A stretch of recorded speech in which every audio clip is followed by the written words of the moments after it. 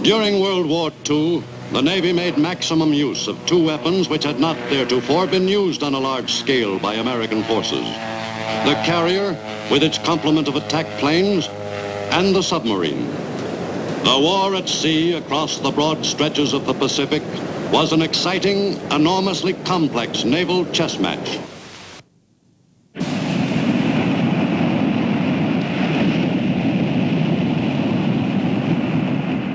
In World War II, the U.S. Navy made effective use of two powerful weapons which had not theretofore been employed to any extent. One was the carrier, a mobile airstrip from which planes were launched within easy range of enemy targets in the far corners of the Pacific. The other was the submarine. The war with Japan across the broad stretches of the Pacific constituted the greatest naval struggle in history. That war was fought not only on the surface of the sea, but above and beneath it as well.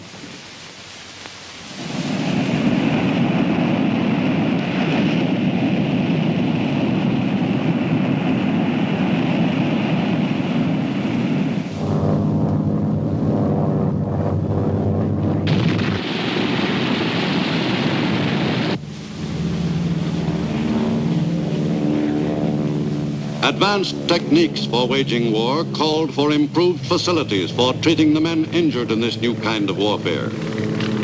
The employment of the machines of modern war necessitated not only a drastic change in the strategy of warfare, but required streamlined methods for saving the lives of the fighting men who fell victim to this high-speed 20th century type of battle.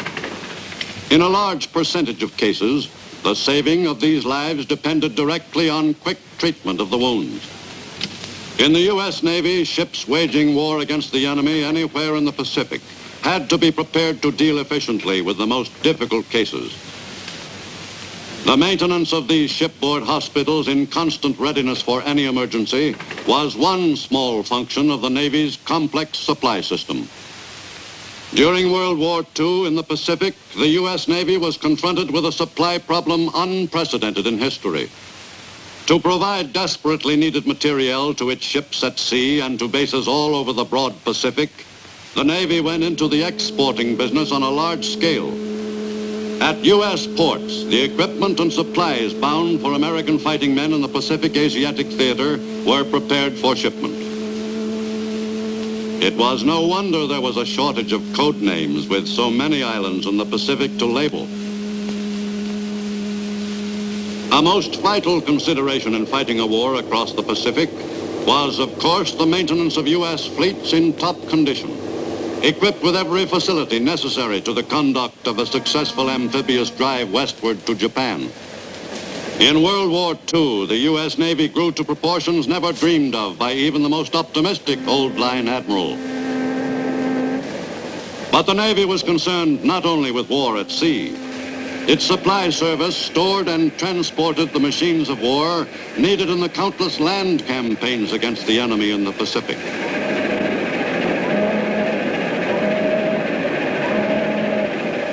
Another high-priority cargo on Navy transports was the American fighting man, who was, in the last analysis, the most important factor in the outcome of the war.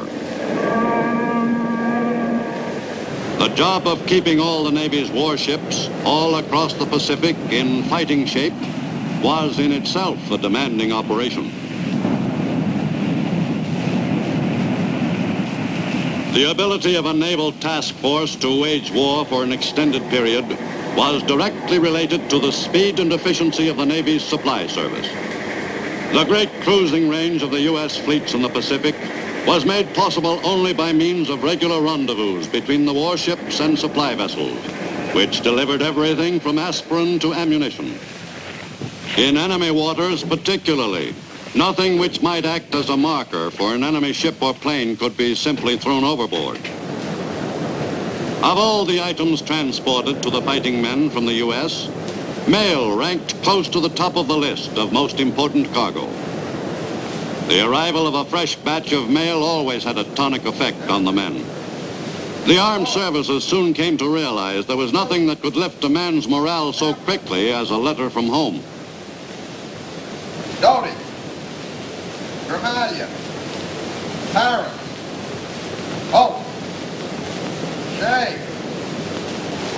But even the Navy's fleet post office couldn't come through 100% every time.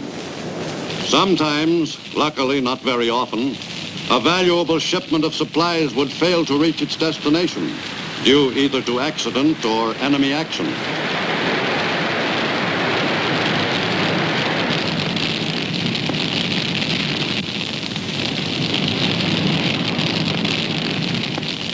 Keeping the ships of the line in good repair was also in large measure the job of the Navy Supply Service. At strategic points across the Pacific, naval facilities were prepared to put crippled ships into top fighting condition in short order. To achieve those miracles of repair, some of the Navy's far-flung bases were as well equipped as Navy yards in the U.S. One of the most demanding assignments on the Navy Supply System's crowded schedule was the transporting of the materiel needed for the launching of large-scale invasions against the enemy. But the movement of vehicles, weapons, and supplies to bases in the far Pacific was only part of the job. Each invasion, large and small, would involve still another trip across water to the ultimate objective.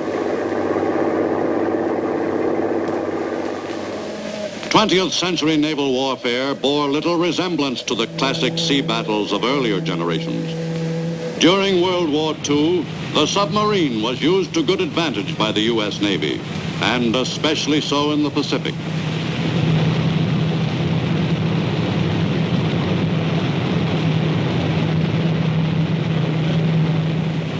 The departure of a sub on a dangerous mission was always a dramatic moment for everyone involved. It might be several months before she'd make home port again, if she was lucky. Throughout the war in the Pacific, the submarines of the U.S. Navy were manned by volunteers only. The inside of a sub was no place for a man with claustrophobia. Each sub was a living, breathing being to the men and the crew, who were fiercely proud of their vessel. A lot of people used to ask me why I volunteered for the submarine service. They couldn't understand anyone wanting to spend months at a time cooped up, with little chance for escape if anything happened. But it wasn't so bad, especially during the early days just out of port. For my money, life on a sub had crouching in a muddy foxhole beat 6 ways to Sunday.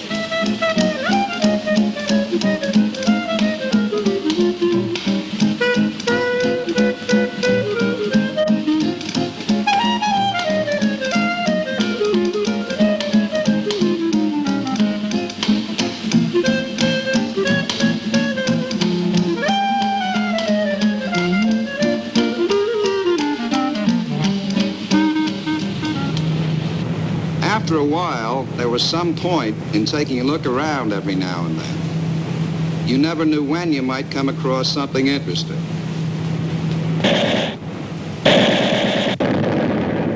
Overtaking a Japanese junk meant a break in the routine of the patrol.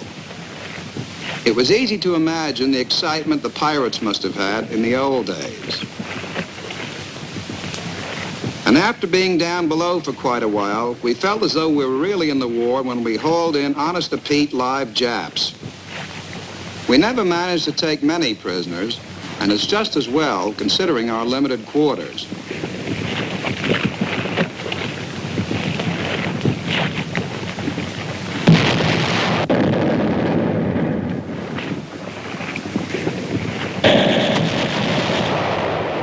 Our prize was quickly disposed of. Any prisoners we took were always given a good going over.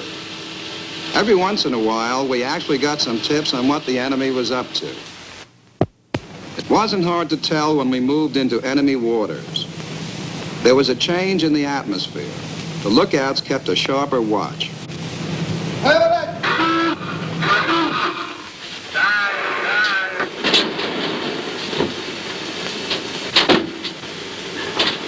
All secured, sir. Yeah. Sighting our first enemy ship was one of the most exciting moments of the patrol. The lives of the crew depended on how fast the sub got underwater. Moving in on the enemy was a slow, careful business, but we all had the routine down cold. The ideal position was about 1,000 yards from the target, if it was possible to get that close without being detected.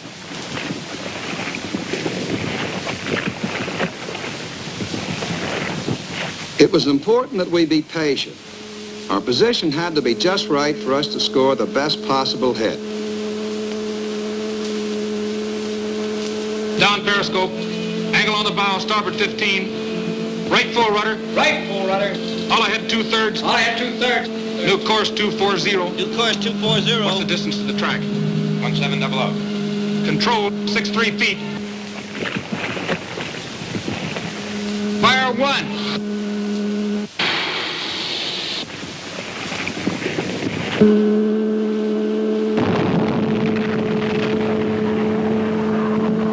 Fire 2.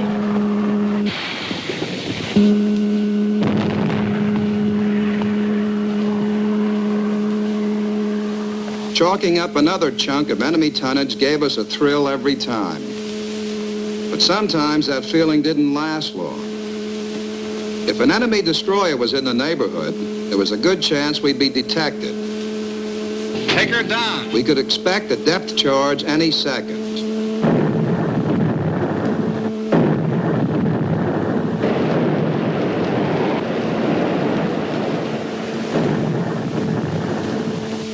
We could be sure there'd be more ash cans dropped on us if we didn't shake him right away. Needless to say, we didn't waste any time doing just that. On most patrols, we stayed in enemy waters for several weeks before heading back to our base. Sometimes weeks went by without meeting a thing, but every minute we were out, we had to be ready to act quick the second we spotted the enemy. For American sub-crews, several months in enemy waters was the longest stretch without a break.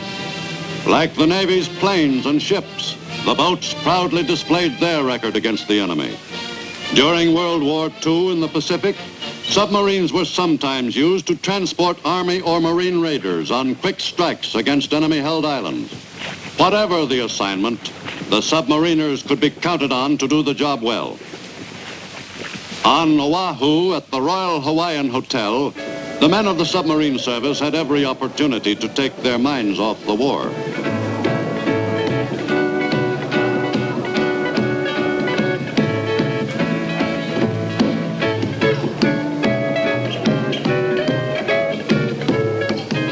The Navy had taken over the hotel, and submariners had #1 priority. The men of the silent service could have almost anything their heart desired. Usually, a submariner's leave at the Royal Hawaiian was for 2 carefree weeks. At Waikiki Beach, the war seemed 1,000,000 miles away. On their leave, the submariners had a chance to navigate above the surface of the water for a change. Free of their cramped quarters for a few weeks, some of the men welcomed the chance to get the kinks out of their legs.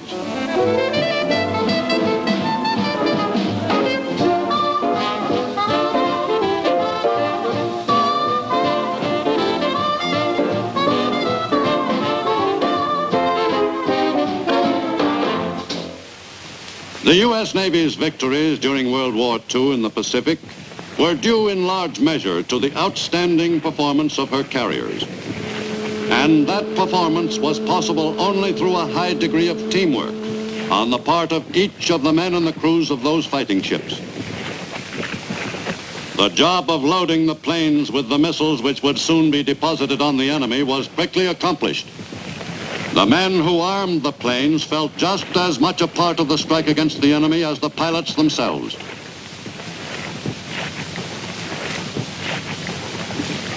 Of the carrier's complement, the pilots were, in one sense, the most important members of the team.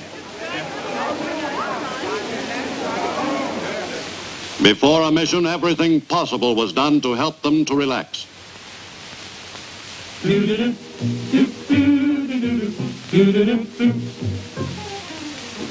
I'm tickled pink, that things are rosy. In the ready room, the airmen were briefed for the last time. Any new bits of intelligence about enemy activities on the target island were included.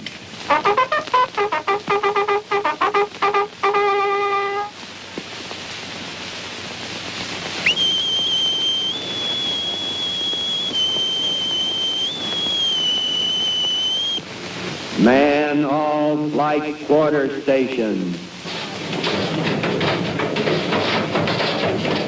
As the time for the strike drew near, the crew went into action. Some stood by, prepared to cope with a sudden fire. Others readied the planes for the launching.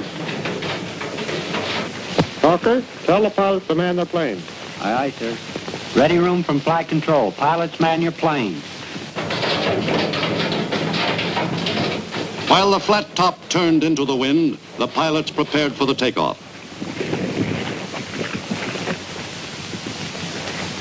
For some of the new pilots, this was it. With everyone on the mark, the strike was officially begun. Stand by to start engine. Stand clear of propellers. Start engine.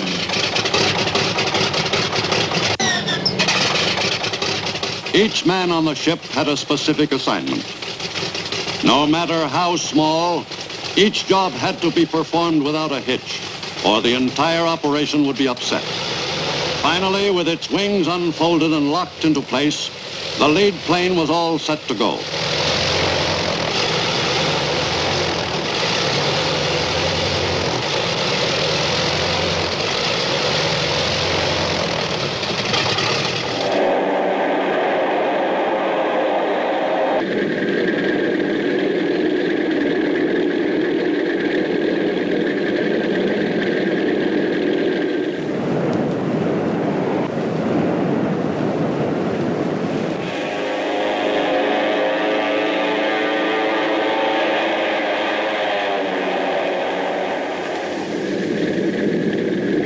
Sometimes, when there wasn't much wind, the planes could not be launched in the usual way. But there was no need to postpone the strike. In that kind of weather, a catapult was used to push the planes into the air.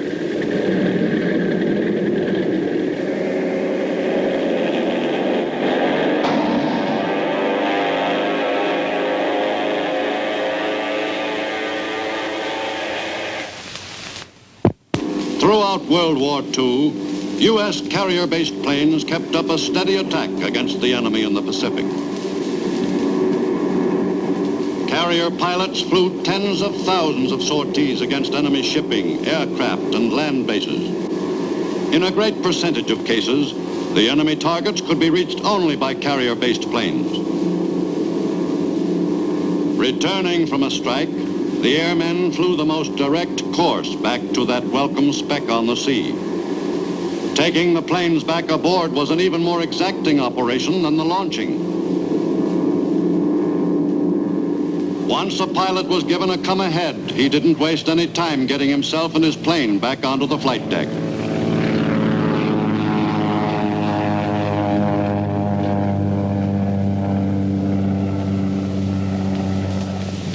The landing signal officer guided him in.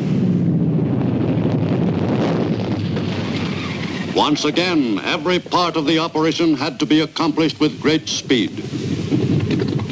While the flat top was taking her planes aboard, she was vulnerable to enemy attack since she could not maneuver. The planes had to be landed in the shortest possible space of time.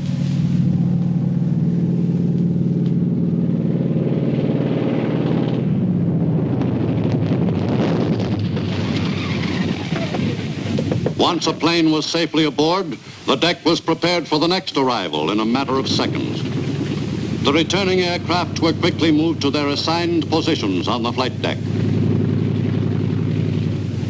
On a carrier in action, deck space was at a premium. Every available square foot was utilized. Sometimes the landing signal officer had a real cause for worry.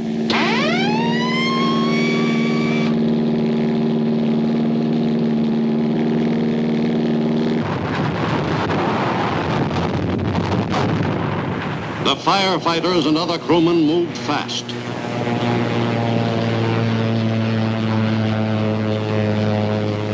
An accident rarely upset the landing pattern, especially when there was more than one plane in distress.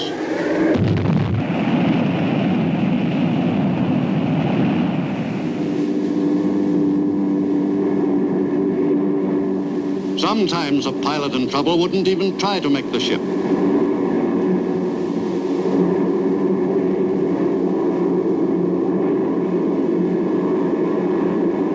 Blue 35, oil pressure 0, engine bucking, can't hold altitude. I'm gonna hit the drink while I've still got power. Rockets had to be jettisoned. Then the airman made ready to leave the plane as soon as it hit. This would have to be the most skillful landing of his career.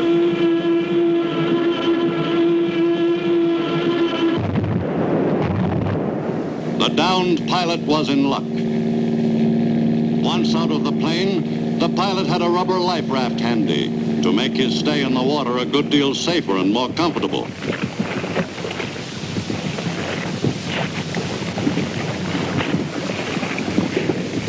During World War II in the Pacific Theater, hundreds of carrier pilots were able to cheat death, thanks to the equipment which the Navy had provided for such situations.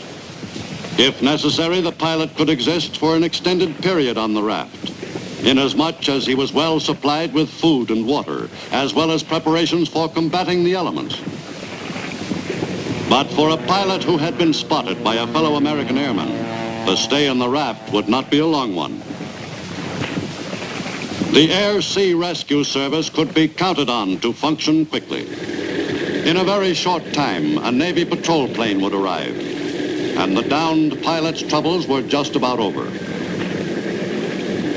In some cases, depending of course on the location, a pilot who was forced to ditch his plane was picked up within an hour, and none the worse for the experience.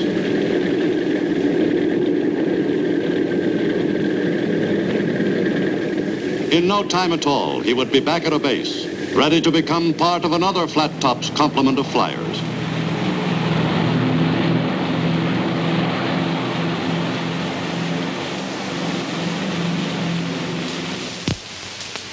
In late 1943 and early 44, the Japanese wall of defense in the Pacific was punctured by fast U.S. carrier fleets.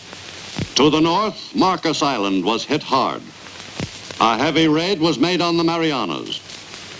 Another carrier task force hit Truk with devastating results.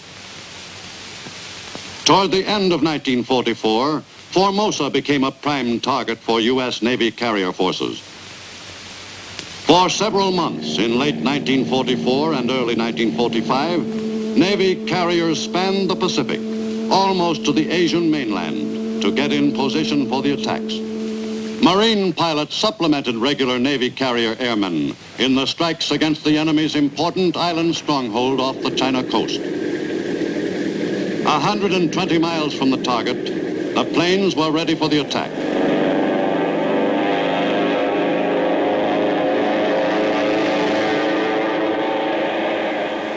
The crewmen functioned almost automatically, so familiar was the pattern of the takeoff operation.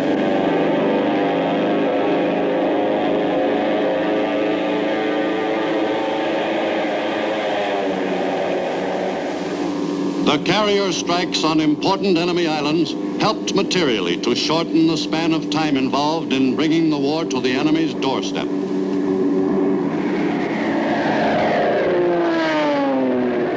The Japanese on Formosa fought back stubbornly, but the carrier planes continued to press the attack.